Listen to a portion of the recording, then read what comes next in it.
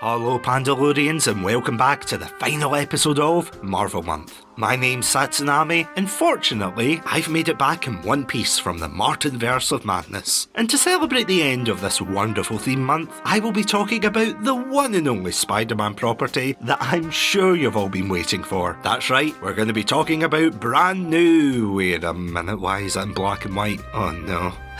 Yeah, seeing as brand new day is a few new days away as of recording this, I thought it would be good to address the other spider in the room, that being Sony's Spider Noir, released recently over on Amazon Prime. And I'm not gonna lie, this confused me a little when it was first announced. And I'm not gonna lie, this one confused me a little when it was first announced. As you all know from our Spider-Man month episodes, the Sam Raimi trilogy was my first introduction into the world of Spider-Man. Its endearing cheesiness is what hooked me into learning about the character more, and oh boy did I get a whole plethora of lore thrown my way. But one of the things that always intrigued me was the worlds beyond Peter Parker's traditional take as Spider-Man. And while I generally dislike multiverses as a rule of thumb, every so often you would see a Spider-Man variant that would make you at least a little curious to know more about them. Funny enough, while I never played it personally, one of my first exposures to how varied these different Spider-Men could be was with the game Shattered Dimensions. And while alternate characters like Spider-Man 2099 and Ultimate Spider-Man were cool to see there was one that really stuck out like a sore thumb. He was one that looked less like the colourful web-slunger we knew and loved, and seemed like more of a grittier retelling. And if you've read the title of this episode, then you can tell that it was indeed Spider-Man Noir. If you pull up a picture of him right now in the background, then you can see how truly different he is. Sporting a black trench coat, fedora, and sometimes a pistol, which, if you know anything about the character, you would know usually that is a big old no-no. But beyond that brief appearance outside of the comics, it wouldn't be until 2018's Into the Spider-Verse and its subsequent sequel Across the Spider-Verse, where we would see the character reintroduced on the big screen with the voice of Nic Cage himself. Don't get me wrong, the character is really cool to see in action, and it's neat seeing a Spider-Man that isn't either a variation of Peter Parker in modern day or set in the far future. But as I said, when they announced that they would be doing a Spider Noir show, I will admit I was a bit sceptical. Nic Cage would reprise his role as the character, this time in live action. And while I genuinely love the guy, don't get me wrong, I was really worried that they were going to be leaning into his Cage-isms rather than trying to create something with substance. But to my surprise, this show absolutely blew me away with what it produced. Did it have its problems? Well, yeah, there's a few moments here and there, but overall I felt like they absolutely blasted it out of the park. And it is insane how they managed to pull this off. Good thing Sony are on a roll with their Spider-Man stuff right now,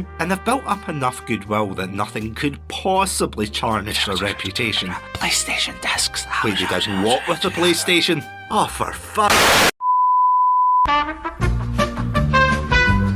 Anyway, with current controversies aside, the question remains, was this show worth it in the end? Is it a case worth solving? Or should we throw it aside and not give a, well, you know, get your fedoras and private eye offices ready as we swing into the world of Spider Noir.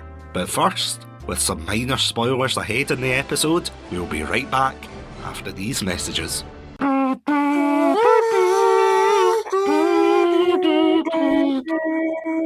Welcome to Satsunami, a Scottish variety podcast that discusses topics from gaming and films to anime and general interests. Join me, your host, Satsunami, as well as the rest of our Satsunami team for our takes on these very important pop culture topics. Sir, it's clearly a trap. I accept your bait! That happens 3 times in the film.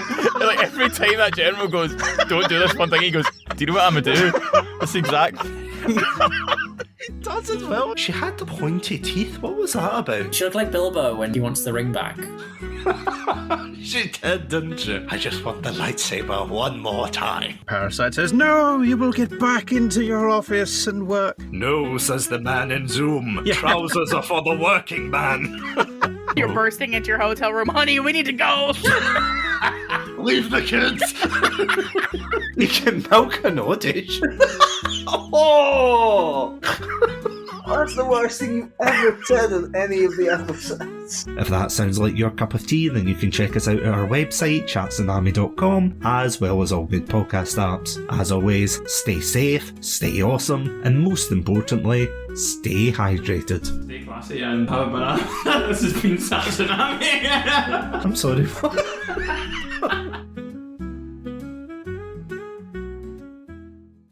First impressions can take only 6 seconds to make, but if you're neurodivergent, those quick judgments about you can be misleading. Because of most people's ignorance around learning disabilities, people think it means you're intellectually incapable. I'm not Rain Man. Every autistic person isn't Rain Man. I thought I was talking to people who understood dyslexia and ADHD, but they did not. They freaked out and were like, well, if you've got Tourette's, if it's going to be a problem, then we can just fire you and get someone else. I'm Carolyn Keel, and I host Beyond 6 Seconds, a podcast where neurodivergent people share their lives and advocacy. One of my goals is making autism not something that's scary. I really want to help people understand dyspraxia a little bit better. Get the real life of Tourette syndrome out there. Stop thinking we were nothing but a joke. Let's shatter misconceptions and celebrate neurodiversity together. Listen at beyond6seconds.net or wherever you get your podcasts.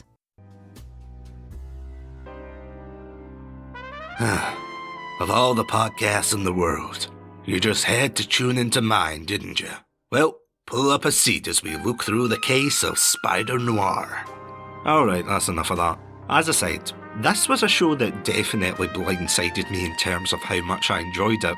And one of the selling points was that you could decide to watch the show in either full colour or in black and white, akin to those old pulpy noir fictions of old. I'm just going to say it now, the colour version is gorgeous. It is so vibrant and in your face that it makes everything pop. This, however, is a double-edged sword, as it does attract you towards some of the more less stellar effects and backdrops. But even then, when things did look a little too clean or like part of a set, it did remind me of the noir serials of the 1930s where you kind of knew it was a set. I don't know if that was their intention, to be honest, but fortunately for them it did work in their favour. Now, I can't pretend I'm a technical expert in this field, but I'm guessing the reason for the vibrancy of the colours is because it made certain elements stand out better than the black and white cut. While it does look stylistic, I felt as if they slapped a black and white filter over the digital footage and called it a day without giving it that grit it deserved. Look, I'm not going to sip my coffee in judgment at you for watching it in colour or not. What I will say is, if you want an excellent example of how this type of thing can work well, then you should definitely check out the film Godzilla -1, which has both a brilliant colour and black and white version. Maybe that's a little unfair because I know the budgets are drastically different for both properties, but honestly, in terms of examples, it is really cool to see. One more thing that I want to point out as well is the incredible score on the show, especially with the intro Saving Grace by singer Kirby. Literally the definition of don't skip that intro. The same can be said for the lounge singer moments, especially when we're introduced to the femme fatale of the piece, Cat Hardy, played by the wonderful Lee Jun Lee. Her rendition of Dream a Little Dream is captivating, and much like the main character Ben Reilly himself, I found myself entranced by the vibrant golds and angelic voice on the stage. Oh, and I'm just going to point this out quickly, the colour composition in that scene is bloody marvellous. We have the singer Cat bathed in gold, this irresistible siren commanding everyone's attention in the room, while Ben stands with a colder blue colour palette behind him. The contrast of a lost soul suddenly called to the person before him, two individuals from different worlds intertwined. God, I cannot emphasise how well they did this sequence. Definitely go look it up if you don't look up anything else, because to be fair, it is in the first episode.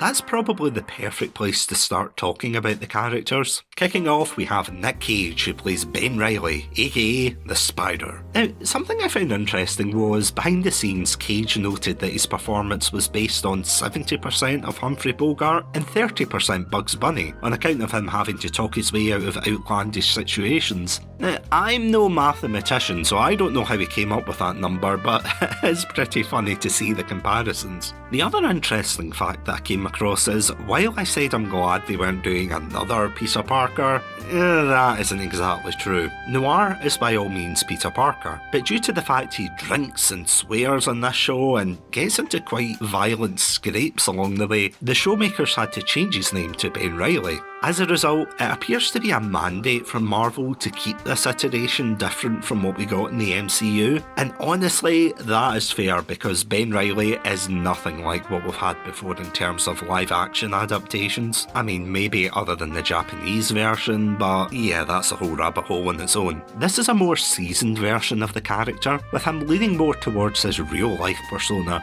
where he runs a detective agency with his assistant Janet Ruiz, played by Karen Rodriguez. I've got to say that I really loved their interactions, as they played off one another splendidly. Ruiz is more concerned about where the next paycheck is coming from, all the while supporting Riley in his cases. The other character that fills out the trio of heroes is Robbie Robertson, played by Lamorne Morris, who is a freelance investigator doing work for the Daily Bugle. His initial work revolved around him reporting on his friend's exploits as a Spider. However, ever since Riley's wife was murdered, and he stopped being the Spider, the stories about the 1930s web slinger dried up, and ever since then Robbie has been trying to get back into the good graces of the paper. But the three of them are a core part of this show, and play off one another so well to the point that it genuinely got a few chuckles out of me. Before I continue with the characters, I want to point out that this interpretation of the character is a lot more brutal than I thought it would be. Without spoiling too much, there are a fair few graphically violent moments, as well as some body horror later on that wouldn't look out of place in a horror film, never mind a Spider-Man show. And yet, it's this grittiness that firmly establishes its own identity. It's something that I feel like the show captures perfectly for the most part, a great sense of humour balanced by a gritty reality. While it may stop in for the Cage-isms, and trust me, there are plenty, it makes the serious moments all the more harrowing when you realise some things can't be talked out of. I think something that I found refreshing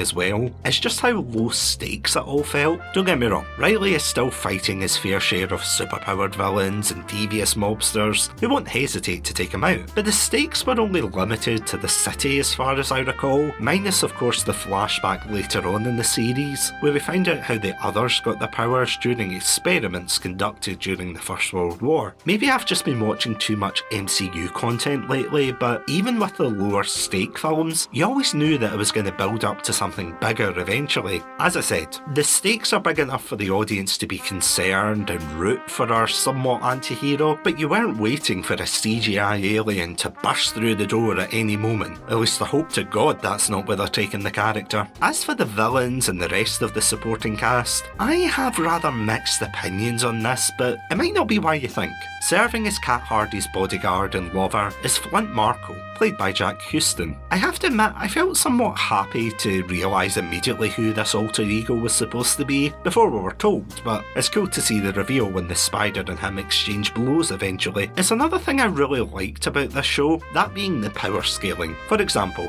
the Spider has an impressive moveset for sure, but he also has been hiding at the bottom of a bottle ever since the death of his wife, and with his age accompanied by his trauma, means that he won't be as spry as, say, someone like Peter or Miles and other properties, or heck, even Gwen Stacy. When Riley gets into a scrap with even low-level thugs, you can tell he's not as overpowered as we're used to, with a real threat of him getting shot by a random person. As for when he fights against supervillains like the aforementioned Sandman, Flint Marko, it feels like two guys going at one another in a street brawl, and you know what? It really works here. Those using their powers lose control, making it all the more dangerous when they decide to go all out, rather than your standard MCU beam blast fight. One person I'd be remiss not to mention as well is Brendan Gleeson as Silvermane, who is of course the primary antagonist of the Spider and, yeah, general mob boss. It was really interesting to see where they were going to take Silvermane's character, but once again, Gleeson is phenomenal in this and brings an air of decorum and menace to every scene he's in. It's interesting because he has such a disdain to those already within his own organisation, and yet he closes up to those that he may find useful. The same goes for his relationship with Kat, which feels very possessive considering he murders any potential suitors of hers while controlling her every move. As a result, it isn't like a typical kick down the doors and fight him to the end. Instead, Riley has to use his wits and savvy to take him down both as a Spider and as Ben Riley. It's a really cool dynamic that I think works really well in the context of the show. Even in the early moments, we see Silvermane as someone who is not to be crossed after violently dispatching of another private eye who tried to extort money out of him in exchange for desirable information on a case. Yeah, probably not a great idea. One thing I also want to quickly touch on is the fact they're not really afraid to mix historical events and racial biases within the telling of the story. We see this primarily through the lens of Robbie's character as an African American who is at the receiving end of a lot of terrible comments. But while they certainly could have potentially gone further, I feel like it was an important aspect to include, and at least in my point of view they handled it relatively well. Heck, it's even an important plot point later on when they discover a vital clue to the case in the form of a photo of a mixed race battalion in the front lines of World War I. While Riley points out that this would have been unlikely due to the segregation laws between soldiers, it's this revelation that makes him realise where this photo was taken. It may seem like a small moment, but it's really good that they decided to blend this historical realism with the more fantastical elements of the show, rather than pretending it never happened.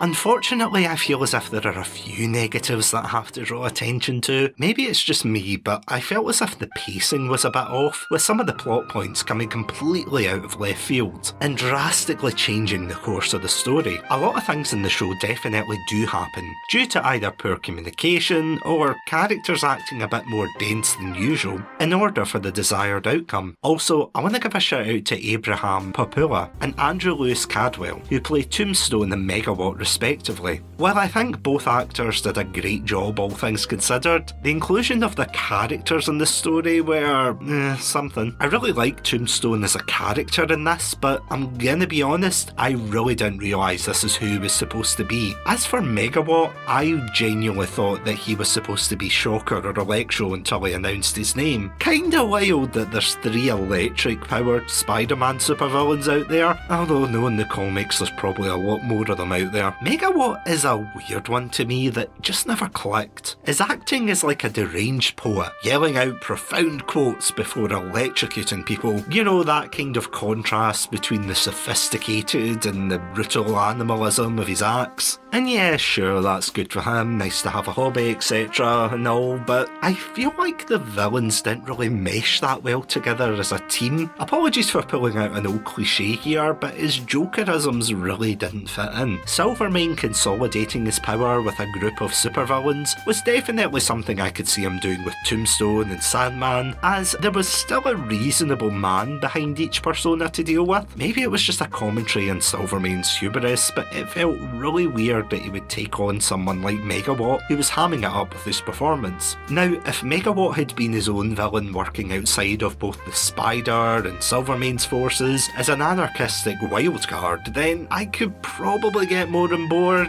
However, as it stands, I would say he's the more weaker of the villains, and at worst just felt like the odd one out. That being said, his final fight was definitely a highlight, and they did some quite creative things there. One final point I want to address is Kat's relationship with both Ben and Flint. Kat is immediately billed as this femme fatale who will do anything to get her way, and while she flirts with both sides, I never really bought it when her and Flint were meant to be the romantic endgame. If anything, it felt like she had more chemistry with Ben Riley, and this isn't against the actors themselves. As I said, I thought all the actors did a great job in this show, but maybe it was the direction they were trying to take the character, maybe they wanted you to feel more sympathy towards Ben and Kat. There was definitely something there. Again, not terrible, not the worst I've ever seen, but yeah, just something slightly off. Overall though, is this show worth checking out? Well, I would say yeah, absolutely. Well, there are some minor issues, from pacing to characterisation here or there. It is phenomenal what they achieved here. If you told me that Nicolas Cage would be playing an older Spider-Man detective, past his prime, and would be a compelling drama to boot, I would definitely have never believed you. I feel like in terms of cinematography, while it is spectacular, they are writing writing a love letter to the noir genre in its own terms, rather than trying a faithful replication. Now that may put some folk off for sure, and honestly, I don't blame you. I think with the marketing of a black and white version over the colour one as well, I think with the marketing of a black and white version alongside the colour version, you would think that it would make people believe that they were trying to lean more into that black and white aesthetic, but in all seriousness, it is a genuinely heartfelt story that makes you root for the heroes of this piece. And it's something that I've brought up before, but unlike the recent MCU, they really brought back the humanity to this. But unlike the recent MCU, they've really brought back the humanity of the story back into this. These aren't demigods fighting for the fate of the universe, but instead fighting for their corner of New York City.